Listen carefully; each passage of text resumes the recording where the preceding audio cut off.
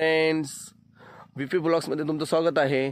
मित्रांनो, मी आज पुसेगावला चाललो आहे आणि मी आता तातोड्या घाटामध्ये आहे. माझ्यापासून पुसेगाव 30 किलोमीटर राहिलेलं आहे. बुधवारपासून सेवागिरी महाराजांचा रथमहोत्सव चालू झालेला आहे. रथमहोत्सव यात्रा खूप मोठी असते मित्रांनो. आणि आज रविवारची मला सुट्टी असल्यामुळे मी सकाळी 7 वाजताच घरून निघालेलो आहे. पाहुणेवाडीपासून पुसेगाव हे अंतर कमीत कमी 60 किलोमीटर पडतं मित्रांनो. तर मी आता तातोड्या घाटामध्ये आहे. तर तुम्ही हा तातोड्याचा घाट बघू शकता. या ठिकाणी आता क्वचित जास्त गर्दी नसते गाड्यांची, थोडीफार गर्दी असते. तातोडा हा घाट खूप म्हणतात ना, जाताना रस्ते वगैरे खूप छोटे आहेत. त्याच्या अगोदरच मी त्याच्या पायथ्याशी असताना की व्हिडिओ काढतो. त्यानंतर पुसेगावला गेल्यानंतर सेवागिरी महाराजांचं मी तुम्हाला दर्शन करून देणार आहे, जर तिथं आपल्याला परवानगी असेल तर. नाही तर थोडंफार मी तुम्हाला बाहेरचं मंदिराचं वगैरे काही तुम्हाला व्हिडिओ मी या ह्याच्यामध्ये दाखवेल. तर मित्रांनो, हे बघू शकता तुम्ही तातोडा घाट.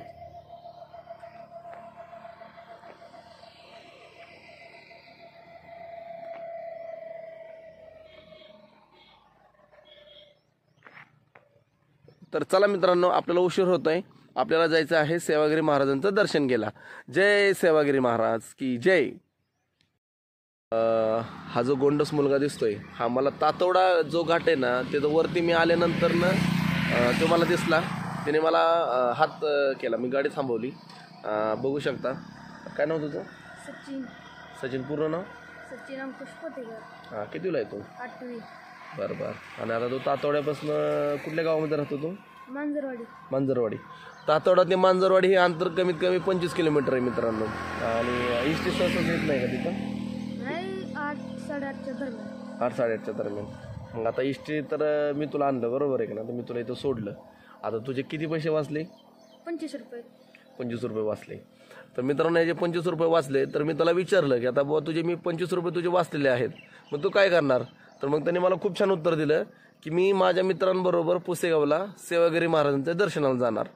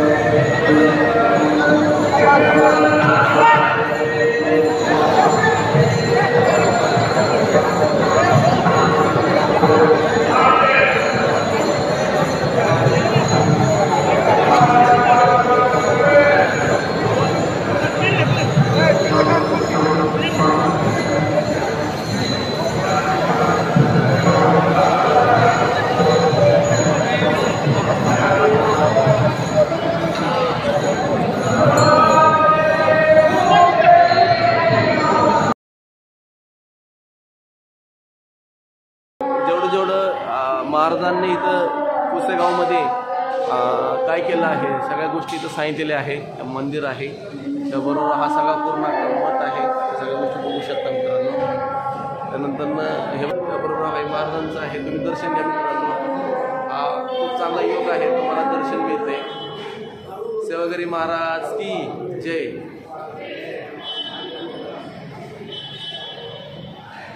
त्यानंतर गंगोत्री सेवागिरी महाराजांनी शिष्यासमोर हे सगळे ना मित्रांनो, जिथं महाराजांनी प्रत्येक ठिकाणी जाऊन चमत्कार दिलेले आहेत ना, त्याबरोबर हा महाराजांचं किती छान बघा. हा बैलगाडीमधला फोटो आहे. जय सेवागिरी महाराज.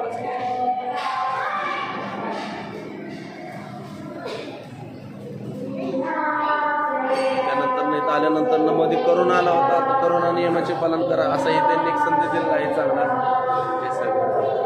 तर हे काका बसलेले आहेत. काका चालू आहे, कॅलेंडर वगैरे देत आहेत. जाताना आपण कॅलेंडर घेऊन जाणार आहे. 20 रुपयालाच कॅलेंडर आहे फक्त. त्या ठिकाणी महाराजांचे तुम्ही फोटो बघू शकता, सेवागिरी महाराजांचा फोटो. त्यानंतर याही ठिकाणी खूप सुंदर असा फोटो महाराजांच्या समोरानंतर आपलं दर्शन होत आहे आतमध्ये गेल्यानंतर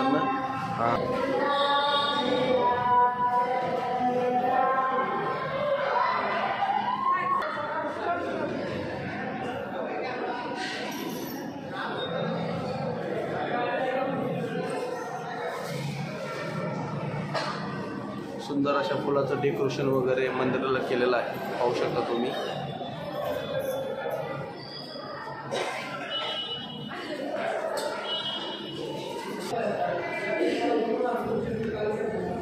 जाताना अशी सुंदर अशी कमान पाहू शकता तुम्ही महाराजांची. आतमध्ये आपण जातोय आता.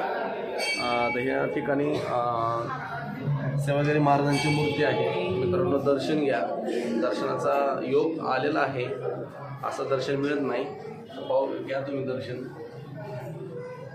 श्री सद्गुरू सेवागिरी महाराज की जय.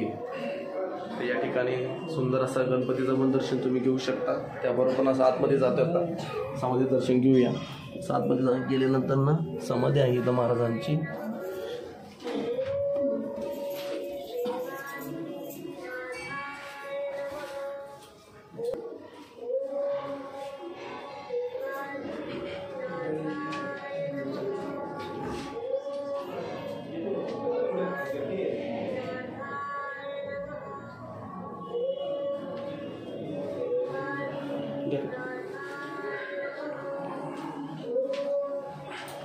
इथे आल्यानंतर ना श्री सद्गुरू सेवागिरी महाराज जिवंत तुम्ही. आपण आतमध्ये जातोय.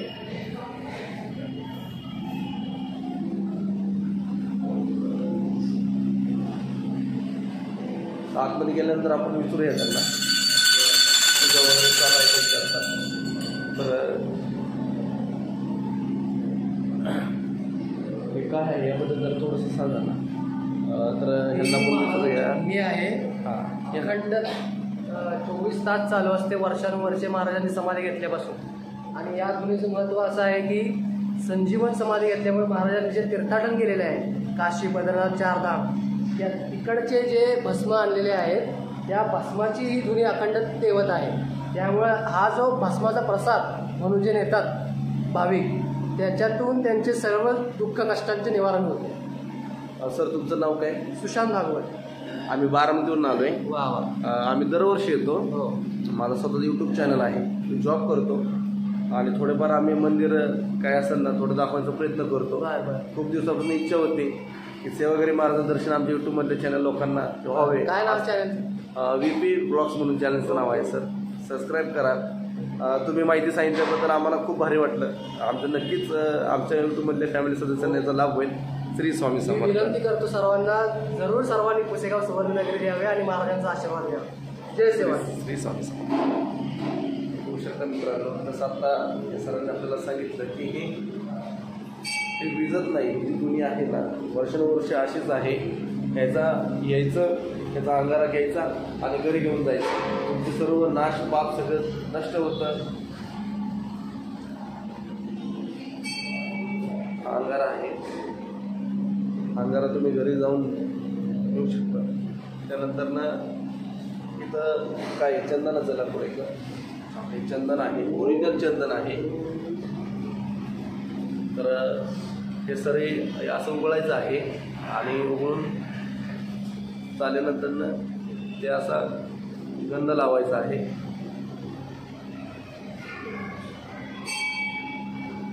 श्री स्वामी समर्थ.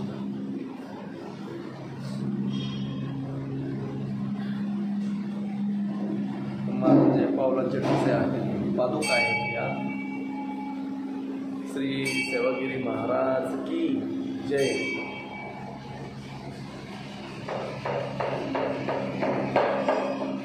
मित्रांनो काय बघा ना किती म्हणजे आता ज्याच्यामध्ये या अशा गोष्टी आपल्याला बघायला मिळत नाही. वर्षानुवर्ष ही दुनी अशी पेटत आहे. विजत नाही ही दुनी अजिबात. इथले जे आहेत जे इथं जे आता जे मंदिरामध्ये जे काम करणारे लोक आहेत त्यांनी सांगितलं की वर्षानुवर्ष धुनी पेटत आहे, विजत नाही. श्री स्वामी समर्थ. या धुनीसाठी लागणारे जे लाकडं आहेत बघा इथं या ठिकाणी सरपण करून ठेवलेले आहेत. बाहेर आल्यानंतर ना हे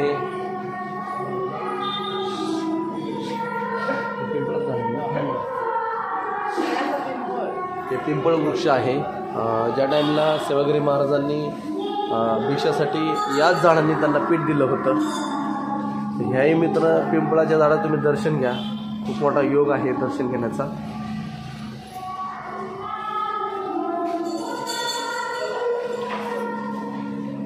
हे बघा मित्रांनो,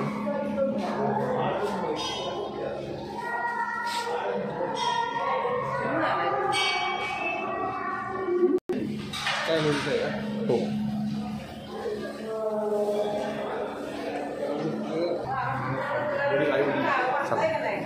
तर त्या मावशी आहेत, मावशीतच राहतात. मावशींनी सांगितलं की हे पिंपळाचं वृक्ष आहे ना, महाराजांनी ज्या टाईमला इथं भिक्षा द्यायला नाही का सुरुवात करत होते सेवागिरी महाराज, त्या टायमिंगला गावकऱ्यांनी, तर त्या टायमिंगला ह्या पिंपळाच्या वृक्षाने त्या गावकऱ्यांना पीठ दिलं. तर हे मित्रांनो साधं सोपी गोष्ट नाही आहे. त्या टायमिंगला महात्मा होऊन गेले. आता कलियुग चाललेला आहे. ह्या गोष्टी कुणी विश्वास ठेवतं, कुणी ठेवत नाही. पण इथं आल्यानंतर ना तुमचा जो काय विश्वास आहे ना हा उडून जातो आणि इथं तुम्हाला विश्वास ठेवावाच लागतो या गोष्टीवर. त्यांनी भिक्षा कुणी काही दिली नाही की नाही, तर महाराजांनी हाकलून लावलं गावकऱ्या लोकांनी. कोण कोण असते इथे, पण तिथे सिद्धेश्वर महादेवाचं मंदिर आहे, ते सेवा करायची. ते नागाच्या रूपानं सर्व आडवा गेला, महाराजांनी माघारी आले. अच्छा, हो, महादेवाची सेवा केली. सेवा महादेवच्या मंदिरापाशी. कारण मी गेले कित्येक वर्ष, 10 वर्ष इथे मी सेवा. नंतर जे भक्त लोक दर्शन केला येतात ते नारळ फोडतात. या ठिकाणी नारळ फोडल्यानंतर ना जो नारळाचा अर्धा भाग आहे हा तो प्रसाद म्हणून ठेवला जातो आणि बाकीचा आहे तो घरी घेऊन जातात. तर चला आपण जाऊया महादेवाचं दर्शन घेत. चला.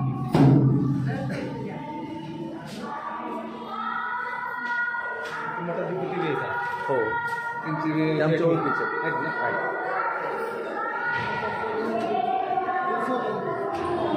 हनुमानगिरी महाराज दर्शन आहे. हे हनुमानगिरी महाराज दर्शन घ्या. त्याबरोबर पहिले मठाधिपती होते ते आहेत.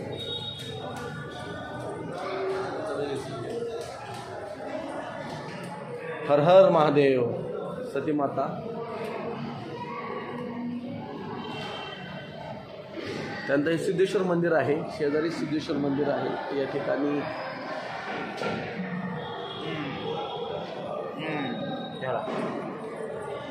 विठ्ठल रुक्मिणीचं खूप सुंदर अशी मूर्ती आहे. त्याबरोबर सिद्धेश्वर मंदिरामध्ये आपण दर्शन केलं जातं आहे आतमध्ये.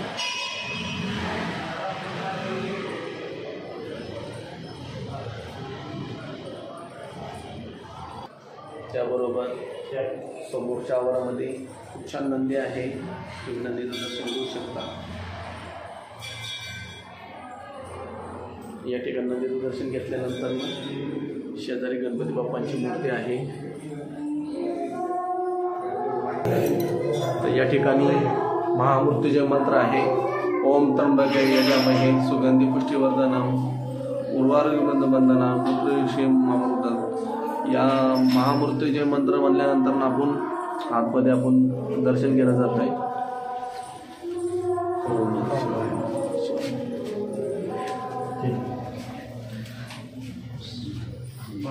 खूप सुंदर अशी सजावट सिद्धेश्वर मंदिर या ठिकाणी बघू शकता तुम्ही. महादेवाचं दर्शन घ्या.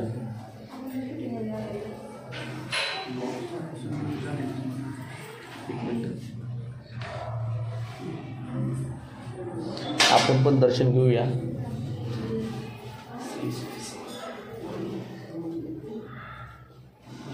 काय चुकला संत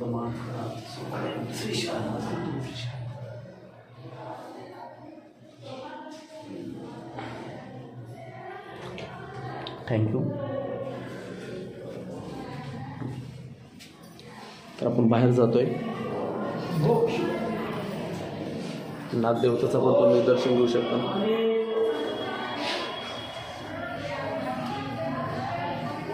इथून बाहेर पडायचं आहे ना?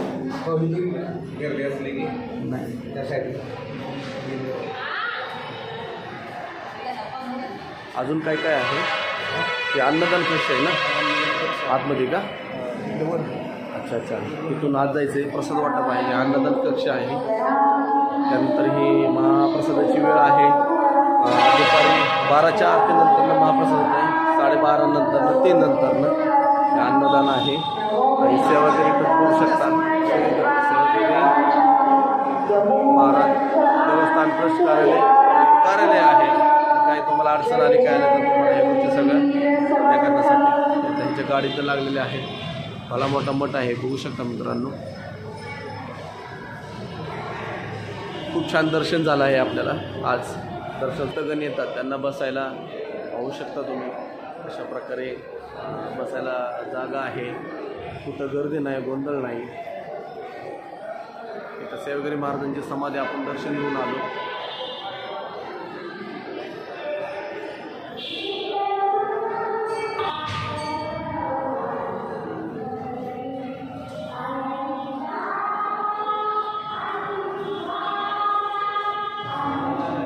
महाराजांच्या वस्तू आहेत. सेवागिरी महाराजांच्या वस्तू आहेत. त्यांनी ज्या वापर केलेल्या वस्तू आहेत सगळ्या या.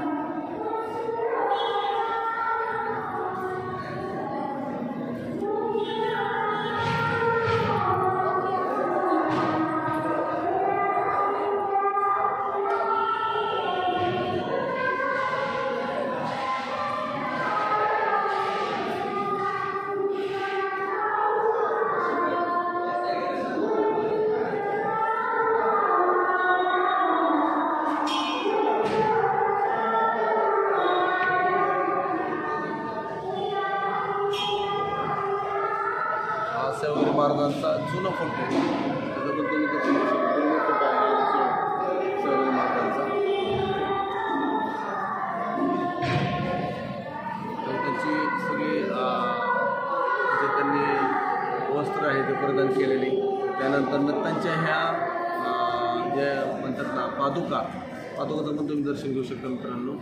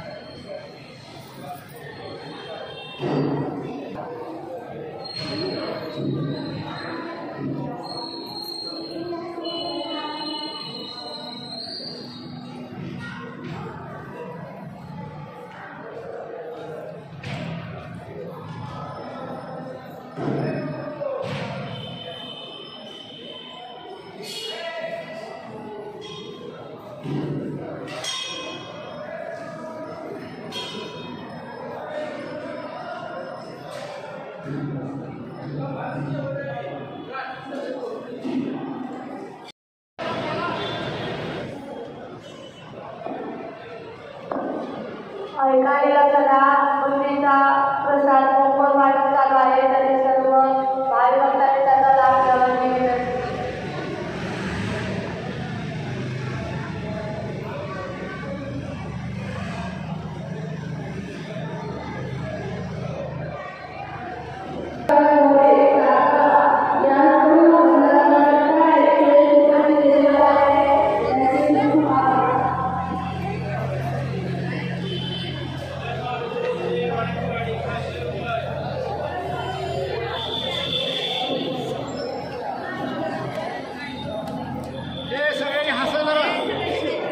सेवागिरी महाराज की सेवागिरी महाराज की जय सेवागिरी महाराज की जय सेवागिरी महाराज की जय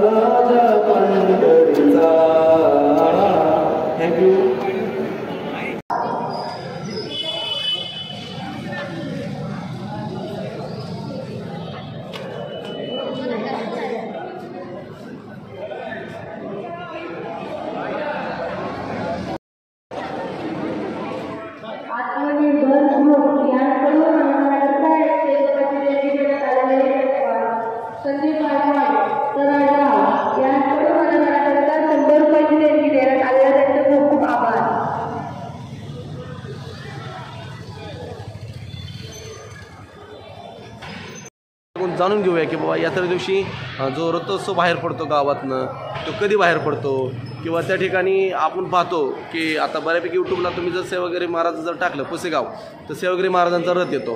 त्या ठिकाणी पैशांच्या माळा असतात की बाबा हे भाविक पैसे का देतात ह्यांच्यावर आपण जाणून घेऊया की सर नमस्कार. तर तुम्ही आमच्या यूट्यूबमधले जे आता फॅमिली सदस्य बघत आहेत तर त्यांना काय सांगताल या मंदिराबद्दल काय सांगताल? ॲक्च्युली तसं बोललं तर आमच्या पुसेगावात सद्गुरू सेवागिरी महाराजांच्या पदस्पर्शाने पावन झालेली भूमी आमची. सद्गुरू सेवागिरी महाराजांनी 1948 साली इथे जीवन समाधी घेतली. त्यावेळेस त्यांनी सांगितलं होतं की पुसेगाव ही सुवर्णभूमी होईल. त्याप्रमाणेच सेवागिरी महाराजांनंतर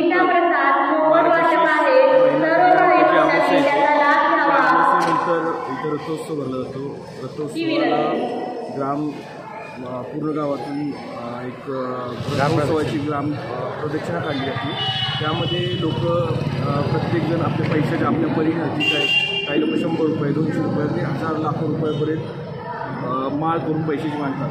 त्यामुळे इथे भाविक भक्त येत असतात. त्याप्रमाणे आमच्या गावात जे ग्रामस्थ आहेत पूर्वीपासून त्यांनी वेगवेगळे अगदी बैलगाड्या शर्यत असू द्या किंवा कुस्त्यांचे जंगी आखाडे असू द्या, व्हॉलीबॉल स्पर्धा हे पूर्वपार आमच्या इथे भरत राहतात.